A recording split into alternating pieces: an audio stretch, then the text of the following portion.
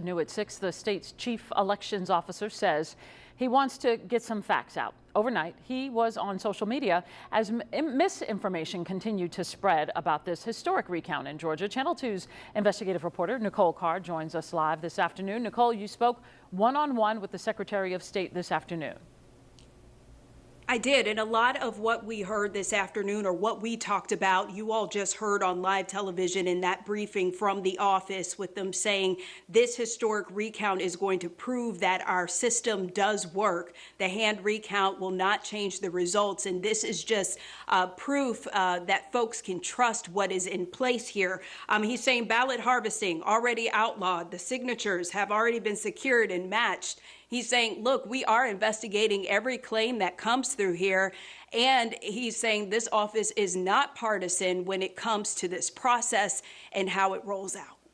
We wanted to make sure that voters, had the facts and they had the truth. Georgia Secretary of State Brad Raffensperger on Facebook Sunday debunking theories on observers, Dominion voting machine origin claims, and yes, that ballot signature match. This days after the Georgia GOP, Representative Doug Collins and President Trump demanded signature verification in the hand recount. The president calling the process fake, his tweet flagged for misinformation. Raffensperger explains Georgia law and the fact that what's being recounted has already been verified twice. When you make a paper application, the signature is there and sent in, the signature is matched. And then when you send your ballot in, it's matched again. And now, for the first time ever, we have brought photo ID to the absentee ballot process with our online portal. A string of Georgia voting conspiracies have been debunked by elections investigations. County elections officials confirmed 2 of the 4 supposed dead voters in a Trump campaign press release were actually alive and well, legitimate voters. And on Monday, Fulton County said it completed its investigation into a 3rd dead woman cited by the campaign. Vital and voter records showing Deborah Christensen had not voted in 2020. Her last ballot cast was in 2018. She died in 2019, and that's when she was taken off the rolls.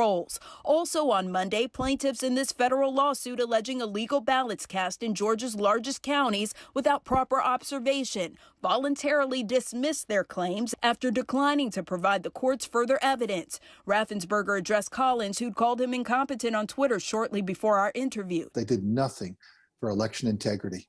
He blew 2 years, and he needs to answer for that. And someone needs to ask him, why didn't he do something?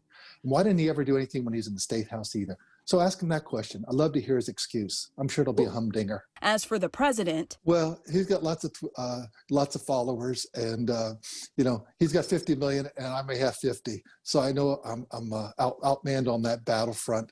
But we'll just continue to put our head down and do our job. And he needs to do what he thinks he needs to do, and we'll continue to follow the law here in Georgia.